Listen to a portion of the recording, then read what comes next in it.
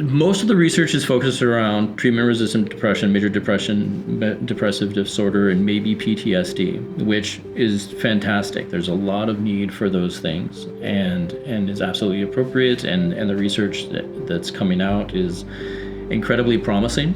I'm also, in addition to that, incredibly interested in the potential in a lot of other realms in terms of how psilocybin might be able to help on more of a physiological level. So the way that it's working on the serotonin 2 receptor, it has a very broad impact on the body overall. And so there are some studies looking at psilocybin as it relates to chronic migraines and chronic pain conditions and fibromyalgia. And coming from the neuro rehab background that I do, there's some really interesting research that's being done by Gould Dolan in relation to stroke. A lot of her work has been around the critical periods of neuroplasticity or metaplasticity, which is the ability to use that neuroplasticity. She's taken a look at these critical windows of development or critical windows of neuroplasticity in ketamine and MDMA, LSD, certainly psilocybin, and ibogaine. Each one has a slightly different window or period of time.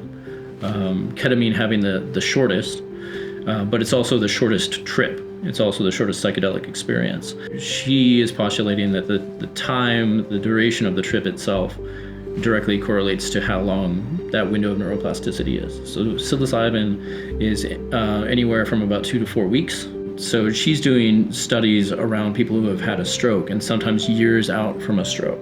So like we kind of talked about earlier, is that there are these short periods of time, 2, 3, 4 months, where your brain is very actively trying to reconnect everything and rewiring things to help in recovery.